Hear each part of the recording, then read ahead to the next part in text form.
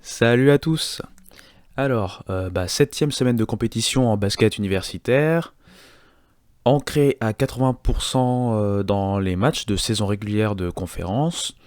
Donc on a vu que ça bataille de partout, que certaines équipes ont passé une mauvaise semaine, d'autres une bonne, et d'autres n'ont tout simplement pas joué. Bon. On s'installe tranquillement. NCAA Basket Overview, c'est parti. Couisnard with one, pull up three, good if it goes, he got it, he got it, he got it, Carolina wins, unreal shot by Jermaine Couisnard. Donc on commence comme d'hab avec les affiches qui m'ont marqué, et au passage, si vous souhaitez que d'autres affiches soient vues ou revues, ou qu'il y ait des focus sur certaines équipes, n'hésitez pas à revenir vers moi. Je me ferai un plaisir de me focaliser sur une équipe en particulier si ça vous intéresse, pour élargir un peu le scope par exemple. Je rappelle évidemment que non, ce podcast n'est pas orphelin.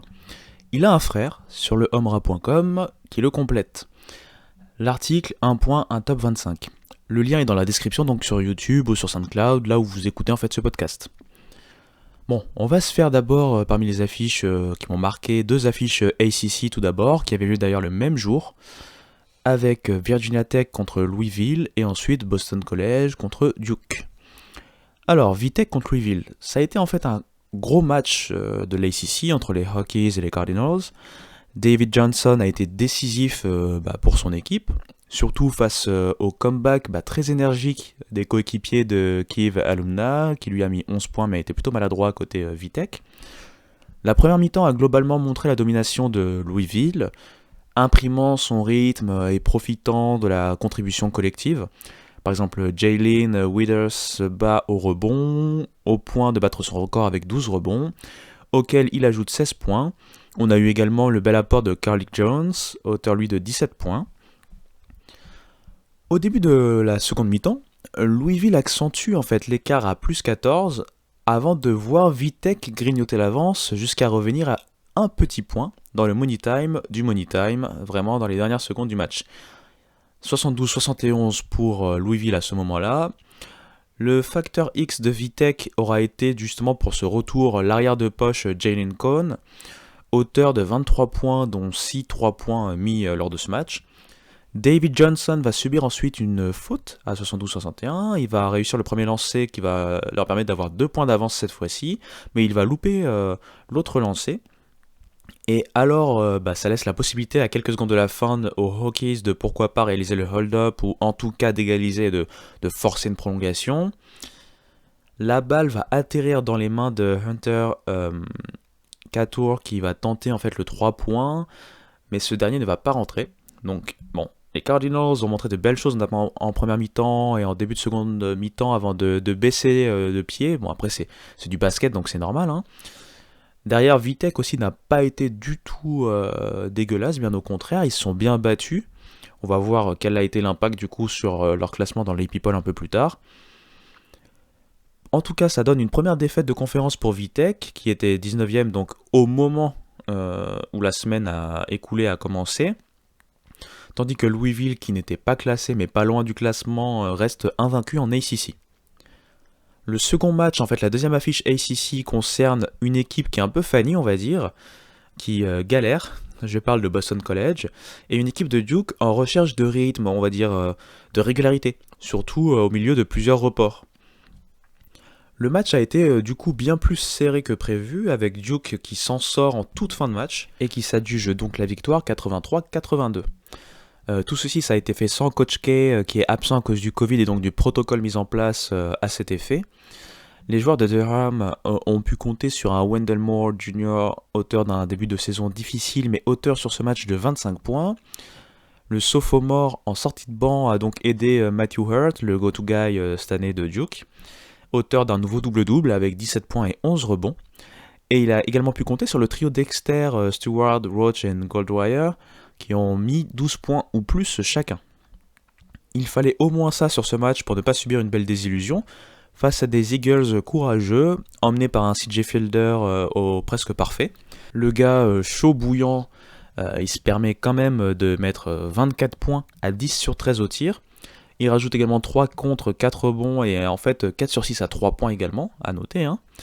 À ses côtés, tout le 5 majeur termine en double digit.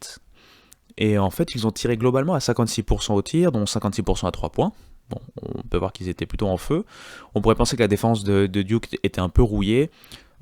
Sur certaines rotations, en tout cas, ou sur la zone qui a été tentée d'être mise en place, pas tant que ça, surtout que Boston College a eu une de ces soirées où on voit que tout rentre.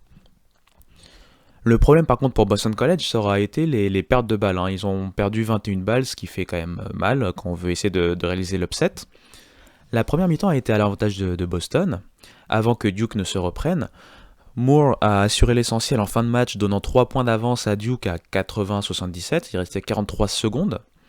Il mettra également un lancer primordial donnant temporairement 2 possessions d'avance à Duke, avant que Felder ne donne un dernier coup de chaud à 3 points à 1 seconde de la fin du match. Donc au final, plus de peur que de mal pour les Blue Devils, qui restent invaincus cette semaine et se calent en haut de la conférence. Pour BC, encore une défaite serrée et de la frustration pour une équipe qui se bat mais ne gagne pas. On part en Big 12 maintenant, et non, je ne vais pas parler dans les affiches qui m'ont marqué du match pourtant très très sympa entre Texas et West Virginia. Je vais quand même parler de West Virginia, puisque je vais vous parler d'un match qui a eu lieu lundi dernier, entre ces derniers et Oklahoma State. Il faut savoir que West Virginia était en difficulté en ce début de saison régulière de conférence, et il jouait face à un Oklahoma State qui apprend la dure loi de la vie en Big 12. Et bien, du coup, ça a été encore une leçon difficile pour Oklahoma State, auteur d'une belle prestation, mais qui s'est écroulé façon Clippers, pour ceux qui suivent la NBA, après avoir mené de 19 points. Et tout ça en plus en deuxième mi-temps.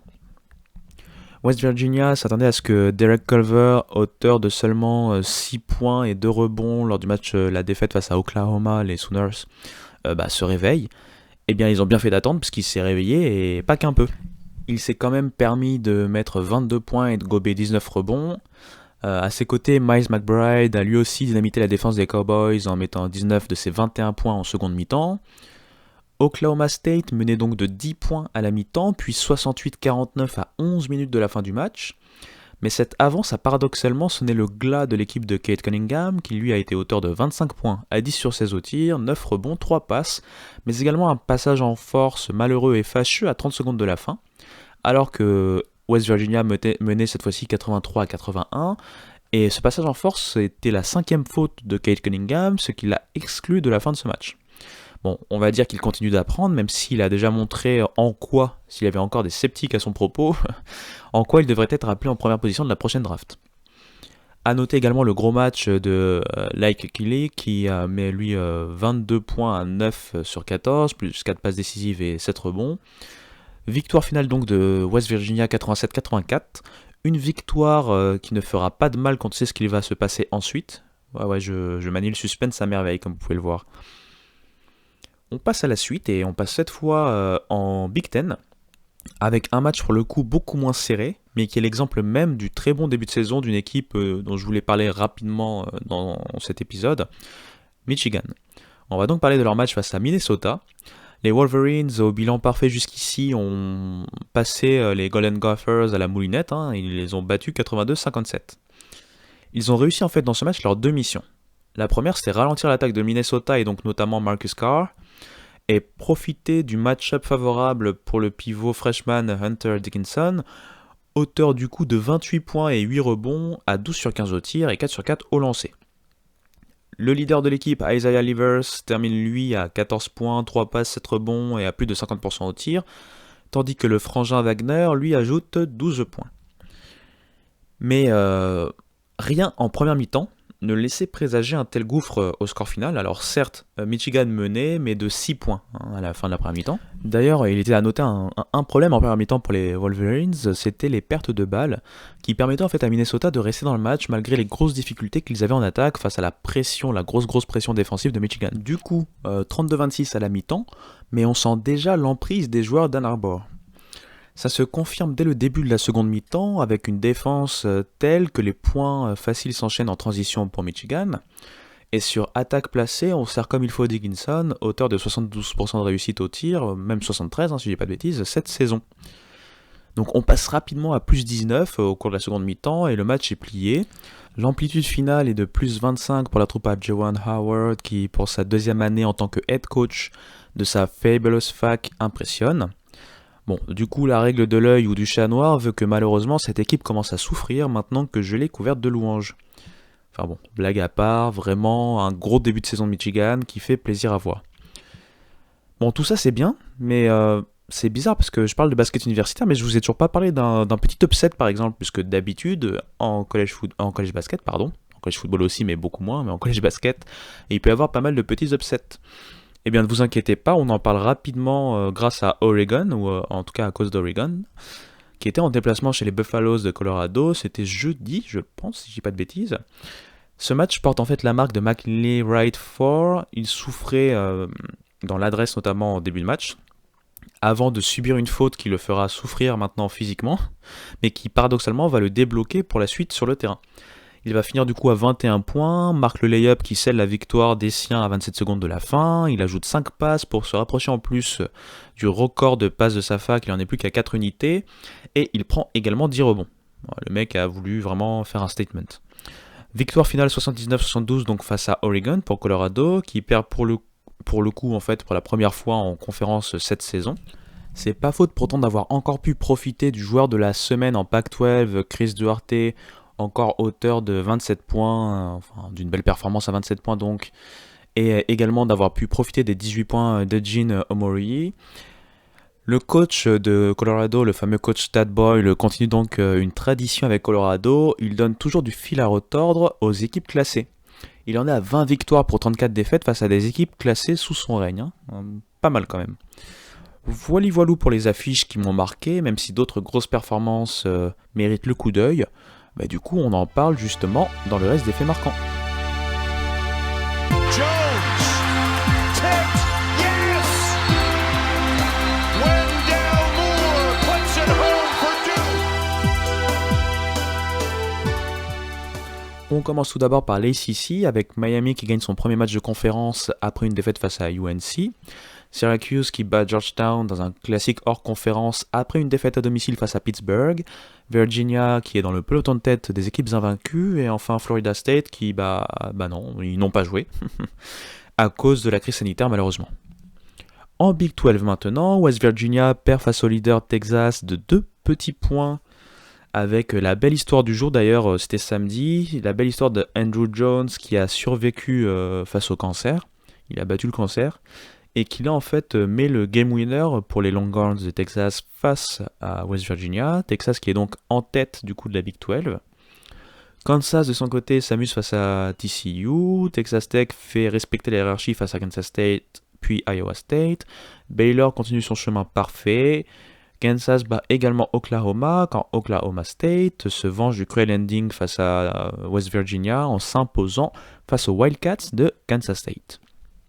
En Big East, Villanova n'a pas joué pour cause pandémique. Xavier, Creighton, Yukon passent une semaine parfaite avec 2 victoires en 2 matchs. Seton Hall prend rien du tout, perd à Creighton avant de battre DePaul.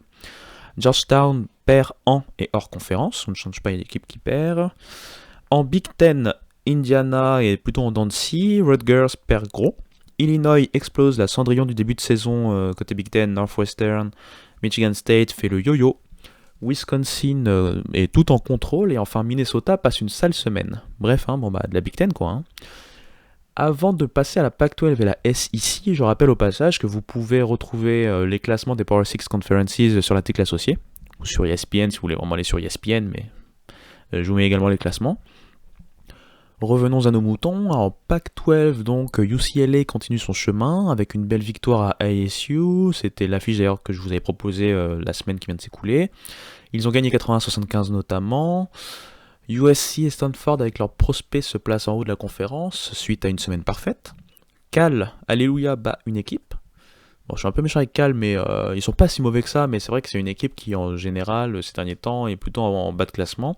Là, ils ont battu plus mauvais qu'eux avec les Huskies de Washington. Washington qui est donc dernier de la conférence. Arizona et Arizona State, c'est pas la joie cette semaine. Oregon se reprend après la défaite à Colorado par une victoire à Utah Pour finir, en SEC, donc, j'ai porté la poisse à Florida, désolé les gars. Ils subissent leurs 2 premières défaites de la saison régulière de conférence, donc à Alabama et face à Kentucky. Mizzou, c'est un peu mou en ce moment. Kentucky et Alabama, du coup, sont en bilan parfait pour le moment. Auburn perd encore, mais Sheriff Cooper se montre. LSU et Tennessee se replacent au profit d'une semaine parfaite. Georgia et Vanderbilt accompagnent Auburn en queue de classement. Et donc, comme vous pouvez le voir, il y a eu beaucoup de matchs, des performances, et je ne termine même pas la transition, car vous l'avez compris, on se focalise sur un joueur cette semaine. Jones, can he get a shot off? Yes! Jones knocks it down!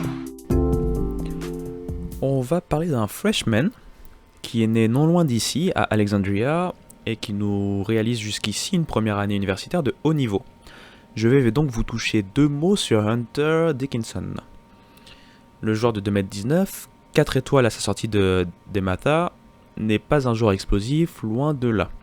C'est un joueur avec de bonnes mains, un bon rebondeur et un bon défenseur près du cercle. Ce qui est fort et un peu fou chez ce joueur, c'est son QI basket. Il possède dans son arsenal offensif un petit jump hook et est capable de tirer à mi-distance. Son QI basket en fait lui permet depuis le début de la saison de scorer à très haut pourcentage, il est à 73% comme je l'ai dit tout à l'heure. Il profite de sa taille et de ses match-ups qui sont plutôt favorables, forcément. Il ne force jamais rien, n'hésitant pas à ressortir la balle en cas de raquette remplie, et il affiche 18 points pour 8 rebonds, 1,5 contre, avec donc 73% de réussite au tir et 74% au lancer, le tout en moyenne et le tout en 26 minutes de jeu. Il a déjà enregistré quelques doubles-doubles dont une pointe à 15 rebonds, même s'il s'efface aussi de temps en temps pour laisser place à du jeu en transition rapide. Il laisse en fait le rebond à ses coéquipiers qui sont bien plus vifs que lui, et il peut finir des matchs à 2-3 rebonds seulement. Ça a déjà été le cas. Son déficit athlétique est certainement un frein à l'imaginer être pris un jour haut et très très haut dans la draft, mais il peut être un joueur très utile pour les Wolverines déjà pendant sa carrière universitaire, un cauchemar pour leurs adversaires, et pourquoi pas un joueur utile en NBA plus tard. Affaire en tout cas à suivre donc pour le jeune homme de la banlieue proche de la capitale, et il va être temps pour moi de passer à les people. To tie the game as the horn sounds. Just amazing. Et donc, hey people, encore du nouveau pour cette nouvelle semaine de compétition universitaire. Alors, en tête, rien ne change, toujours Gonzaga en tête avec quasiment 100% des voix pour la première place, 63 votes par rapport aux 64 habituels. Le dernier vote restant est pour Baylor qui reste donc second. Villanova complète le podium encore une fois, ils n'ont pas joué. Texas est 4ème, comme la semaine dernière. Iowa et Kansas ne changent pas non plus de place en étant respectivement 5ème et 6ème. À la 7ème position par contre, on a un petit bond de Michigan qui monte de 3 places et qui est en 7ème position, tandis que Creighton, Wisconsin et Tennessee perdent tous une place, donc respectivement 8ème, 9ème et 10ème. 11ème, Houston bien au chaud ne change pas de position. Clemson fait le bond de la semaine avec, l'un des bons de la semaine avec une augmentation de 7 places. Ils étaient 19e la semaine dernière, ils se retrouvent 12e. West Virginia qui s'est un peu rattrapé quand même cette semaine est 13e. Et compte tenu en fait de la difficulté de la Big 12, je pense qu'ils ont pris ça en compte pour se dire qu'ils méritent malgré tout de monter. Illinois qui avait bien commencé la semaine mais qui hier en fait au moment où j'enregistrais jouait et a perdu à domicile face à Maryland qui aime bien faire de petits upsets comme ça et qui fait reculer en fait Illinois de 2 places finalement à les people. Il se retrouve donc 14e. Texas Tech est 15e et monte de 3 places. Louisville intègre le top 25 et l'intègre à une 16e place directement. Missouri recule de 4 places, vu sa semaine c'est un moindre mal. Ils sont 17e, Virginia est 18e et monte de 4 places, Duke 19e monte de 2 places, Virginia Tech perd une place notamment suite à sa défaite à Louisville. Ohio State monte de 5 places et réintègre le top 25. Oregon de son côté perd 5 places, c'est dû notamment à sa défaite face à Colorado. Minnesota qui a passé une très mauvaise semaine perd 7 places. est 23e. Saint-Louis qui n'a pas joué depuis un bon moment est 24e, il perd une place sans jouer. Et enfin 25e, une nouvelle entrée, c'est UConn qui retrouve cette saison donc la Big East et qui fait plus que de la figuration en Big East parce qu'ils sont sur une belle winning streak. Donc voilà pour le top 25 de cette semaine. Ça va nous permettre maintenant de passer à l'affiche de la semaine avant de partir. Et donc juste au passage, comme d'habitude, les people, le classement, vous pouvez le retrouver sur l'article associé à ce podcast. Jones, can he get a shot off? Yes! Jones knocks it down!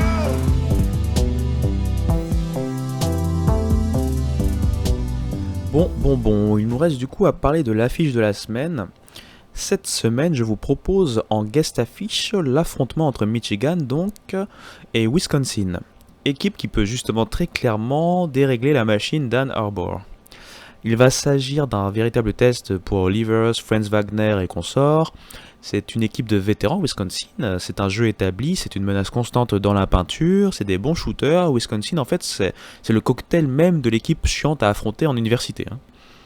Il s'agira d'un duel en haute conférence en plus, et vous le savez maintenant ou vous le savez peut-être pas encore, mais il ne s'agit bien évidemment pas de la seule affiche intéressante de la semaine. En bon marketeur que je suis, je vous mets en fait bien plus d'affiches sur l'article associé, donc allez-y pour y jeter un coup d'œil. Je rappelle que cet épisode, tout comme les précédents, sont disponibles sur SoundCloud et YouTube. On se rapproche là des 2 mois de compétition et donc des 2 mois d'articles plus podcast associés. Merci à tous ceux qui suivent ce début d'aventure.